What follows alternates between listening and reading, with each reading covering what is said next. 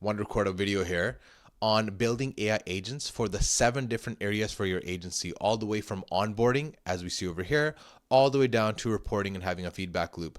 The agent that I built out so far, which I'll walk through briefly again today, is the inbox manager. The inbox manager is anytime we get a positive response in our Instantly account, I want AI or AI automation, whatever you want to call it, is to reply to that message automatically without me really intervening too much. And I also put certain human roadblocks in there just so we could approve the copy that AI wrote and be able to send to the people that we want to send it to. Well, Gurner, what does that look like? So I'll go through step by step, but each of these have a different priority in the business. For me right now, the number one priority was inbox management. But after inbox management, it's going to be reporting and feedback loop. Because reporting, when it comes to client delivery, there's really 2 things that we got to watch out for. Number 1 is getting results for the client. And number 2 is the client experience. How are they experiencing your service? And that's huge. A lot of people don't put enough value on that because they think it's all about results. But really, yeah, results are obviously important. Yeah, that's about half of it. But how they feel about interacting with you, that's the other 50%. They got to know that you're 100% on your team and you're aggressively pushing their business forward.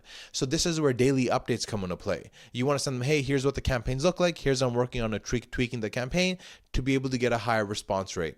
So why don't we just start from the top, even though the most important thing is inbox management, then it's reporting, then it would be number 3, copywriting, and then lead sourcing and so on and so forth. So onboarding. With onboarding, once the client signs the contract work, he has a flow of things that he has to be able to do. And basically that looks something along the lines of this. And I want to just pull up my Miro board over here. And I basically go through what the first 3 weeks look like.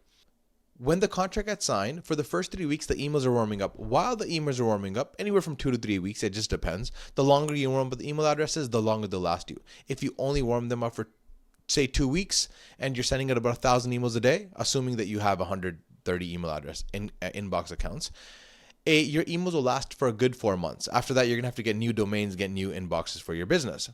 So for the onboarding process, here's a really high-level overview of what that looks like. So you'll basically have the contract signed, and within the first 48 hours, you set up a welcome call, and AI could do this fairly easily. You basically have a value proposition sheet that you give to them on the welcome call. Then the second week, you start really digging into the offer, you start figuring out the exact target market you want to go after, and you confirm the niche and TAM. TAM is just short for total addressable market. And basically, this is where a lot of campaign strategies, a lot of sales decks that the client's going to give you, a lot of data sourcing, and just really finishing up the remaining tech setup. Once that's done, so this is literally when they first signed the contract. This is after the week 1. This is after week 2, where the campaign presentation session is going to happen, where you present to them, hey, here's the first draft of the script that we wrote for you guys. And really the 3 things you're looking for in the script are offer, risk reversal, case study. 10% is the offer, 10% is risk reversal, 80% is the case study. Just making sure that those use cases are completely dialed in. So as you move forward, you want to get you already have their case studies. Hopefully you did that at the end of week 1 or even potentially on their welcome call. And you start crafting some really good drafts for themselves, and you start implementing a lot of the automations for their CRM. So everything is fairly streamlined.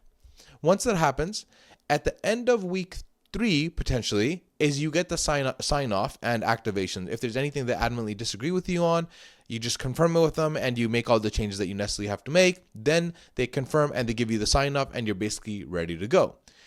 And for post-launch, once the campaigns launch, every week when you sit down with them, is you basically want a daily good news. You want to be the daily good news bandit. And this is where the regular updates every single day come into play. We want to give them as much good news as possible. And clients are fine with bad news. Meaning like, hey, this is not working, but they want to hear what you're doing about it. Hey, I remember for a client of mine out in Silicon Valley, they had a very tough market they had to crack. They just raised not even Series A, pre-seed funding for, I don't know how much it was, like 10 to 15 million. And it was very difficult to find and they had no case studies. So it was very difficult to not only rely on the offer and the risk reversal and not have any case studies. So for something like that, they just wanted to see that, hey, is Grinder completely engaged with the project and constantly figuring out new ways to be able to get people on meetings so we could sell them our product. And weekly, bi-weekly reporting, again, this is where a lot of AI is going to come into play, our automations. We have a sales tracker. every single call is going to be recorded. And most of these companies that are on sales calls, they don't record the sales calls. They just don't think it's important. But for us, from day one, we need all the calls recorded so we could get market feedback to know what we're doing right and what needs to improve. So there's not necessarily any bad news. There's not necessarily any things that go poorly. It's just things that are going great and things we have to improve. And we continue optimizing, thinking through a lot of the process. We give a lot of feedback and we keep going back and forth on that. So this will be huge. This will save hours and hours. Now, the weekly meetings, we have to jump on. We don't really have a choice for the weekly meetings. But a lot of the times we could just hire a client success manager to be able to supplement ourselves. Instead of us jumping on the call, the client success manager has all the tools, and they're obviously good at building relationships and whatnot. So that's what it looks like. Now, if I go back here to my sheet, so once that's done, we want to do a lot of the lead sourcing. So how do we set up the lead sourcing? Well, a few different ways. Lead sourcing really happens when we generate the leads. I'm sure I made other videos on this before this. You got to get the Apollo link. So you could sign up for Apollo, which is a great platform, by the way, to be able to generate leads. You go to Apollo, you could do it directly from here, or you could do it kind of the cheeky way of doing it, which is going to be on Appify. You basically have this factor. You run it and you scrape whatever leads that you want from Apollo. Basically what you do is you would have the Apollo link. I'm going to see if I could pull a sample link here. So you'd basically just get that link over here. And this list has, I'm going to say 2,000 leads in it. In fact, we'll confirm right now. So this list has about 50 is probably too much, 54,000 leads. So we get this link over here. We come on Apollo and we would basically paste it over here in our inputs. Right? But now technology has gotten so advanced, we could literally do this all inside of N8N, right? We could literally run a flow, just scraping all the leads for us, even validating a lot of the leads, and even personalizing it. I have email verification over here, also cleaning up company names. Basically what that means is if a company's name is Pacific Group Inc., for example, the AI would basically just go in here and just remove the Inc. and just clean up the website so people know that it's real, right? If they have a long name, we just want to abbreviate it to maybe have 3 letters in it that the company usually goes by. That's pretty much it. That's what that means. All this stuff is very easily automated as well. In fact, I already have a lead sourcing basically done. The other part is copywriting. This is probably the toughest part because offer risk reversal case study, we have to get the copywriting down, completely dialed in. Because in a cold email, there's 2 things that matter. The first thing is the technical side, making sure the emails even get delivered. And the second thing is the copywriting piece of it. Is the copy that you're writing geared towards the person that you're targeting? If not, well, then need some work. So this is literally the last thing I would automate. But I would definitely use a lot of these workflows, like this one over here. ChatGPT personalizing the company names and stuff like that. I would use this because this would help me get more personalized, but there's still a lot of human intervention that has to happen here. I can't just run it from day one and just forget about it. I'll have to, 50% of it will be AI, 50% of it will be me. Campaign setup. This is fairly easy and straightforward. You could actually I could technically do this right now, but I'm not going to just because I need to know exactly what the AI is writing as far as the personalization goes. Monitoring and optimization. You could have an agent to do this as well. And basically, here's what a sample agent will look like. Ignore this one right here is because I'm building an agent to be able to give it feedback. So right now, all I'm doing is, so this one right here is the inbox manager, which I'm going to walk through in a second. But basically, what we ultimately want to do is create agents so we could actually give feedback to the agent so it's able to kind of enhance what it's doing. But to be fair, majority of the time, we don't actually need that. All we need to do is write really good prompts for our AI, like something like this. You are an expert inbox manager. Grinder's Cold email lead generation company. Your goal, analyze email received from prospects who are, etc. And then this will give it a really good idea. And then once you start getting responses, you got to continue iterating from there, figuring out what works and what doesn't work, which I'm actually going to run this as well in a second here. So let's go back here. Now, finally, we get to the inbox management side of things. This is probably the most time intensive thing because it's the most high leverage thing that we can do. There's nothing else we can do that's higher leverage than this, unless you're getting like 50 leads a day and you could just or even 100 leads a day, you could let AI take care of all of it. But because we're not getting 50 to 100 potential leads a day of interested parties, we want to make sure we have some at least human oversight over it. And here's what that would look like. So let's just say we run our campaign. It looks something like this. We run our campaign and the email gets launched and this should say completed. Perfect, completed. So the email already got sent to this email address and I already have it open over here. And it says, hey, this is a test. So now what we want to do, and just give a positive response. What would somebody respond with? Great, would love to get more information. That's pretty much it. And then we launch this campaign. It'll go back to this email. And this is different, by the way. It's not the same domain. This domain is grinder@pacificvendigital.com. And this one is my regular email, grindercabra@gmail.com. But funny enough, they have the same profile picture for whatever reason. Well, not for whatever reason. I put it that way. So now what would happen is over here, when we refresh, we should get a positive response. Actually, even before I do that, let me actually just launch this super quickly. We want to test the workflow. And basically what would happen now is we would refresh this. Let's give it a second. Perfect. So it's already marked as an interested response and this should have launched. So the flow has been executed successfully. So now theoretically, it should have been added into our ClickUp account. So now let's go back to our ClickUp account and it should say something like Jane Smith. Perfect. So when we scroll to the right over here, so here is the information that I got that I typed in right now. Great, would love to get more information. Now, what did AI write? That's extremely important. I want to know if what AI wrote is actually correct. And my name was saved as Jane Smith for whatever reason. Hey, Jane, in a nutshell, I'm in charge of filling up their calendars with qualified leads using meaningful cold outreach. This means, okay, this is good. Hey, so basically, what did she say? Let's just confirm that. Hey, would love to get more information. She said, in a nutshell, I'm in charge of filling up their calendar. Ooh, I don't like that.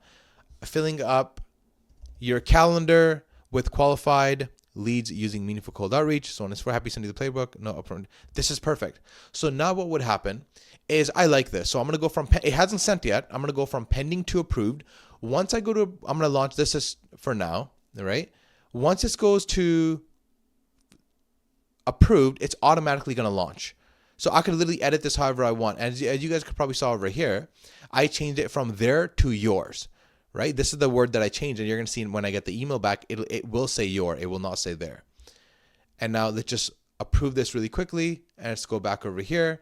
And this is basically waiting for the trigger to launch, the webhook. So it's receiving data. And we're going to give it a second till it gets some data in. And then it's going to go all the way through and launch. So let's just wait.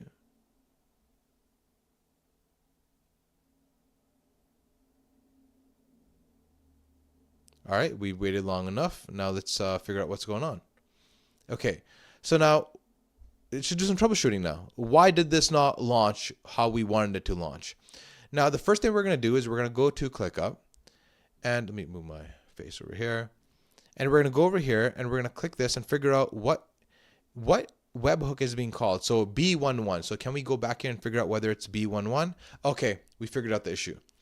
This is not the correct webhook for us to launch this trigger. So now what will happen, I'll stop recording. I'll stop listening, sorry.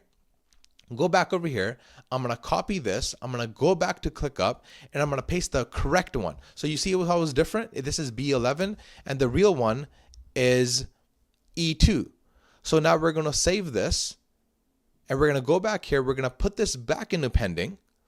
And now we're going to launch this one again from over here. So now it's listening again. It's listening to see if there's any data coming through. And now we're going to go from pending to approve. We're going to go back over here. Now, theoretically, it should work. Perfect. Oh, we have an issue. Perfect. So bad parameters. So let's figure out why we had bad parameters.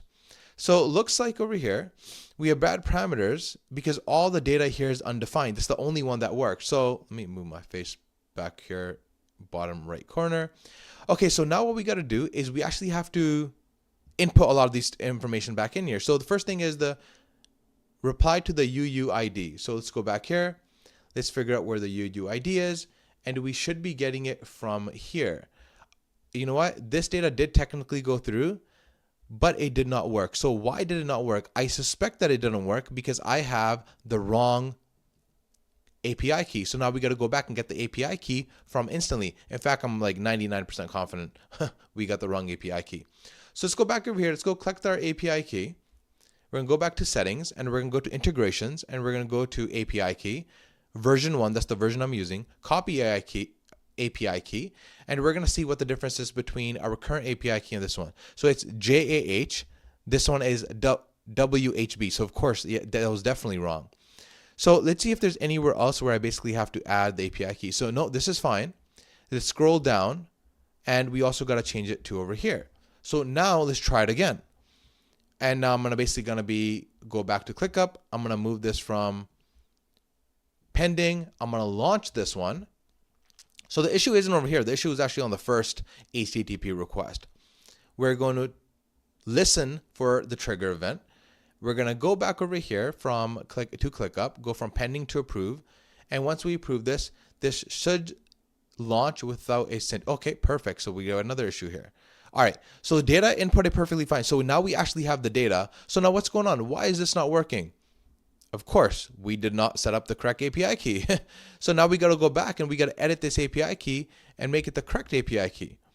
Now let's just check if we got to put it anywhere else. Everything else looks fine. This is green. That means all this data is coming into here. But the thing, it just couldn't be found. The resource that we're requesting could not be found. So now let's, you know what they say, third time's the charm. So now let's go back to ClickUp and go from approved to pending. And now we're going to launch this again for, like I said, the third time. So now it's listening. Let's go back. Let's go from pending to approved. As soon as I do that, we're going to wait for it to launch, and it should launch. Perfect. So now let's see the response that we got back on our Gmail account. So we're going to refresh this, and we should see yours and not theirs if everything worked fine. So over here, it says, let's see here, filling up your calendar with qualified leads. This is perfect. It's exactly what I want. I'm very happy with this.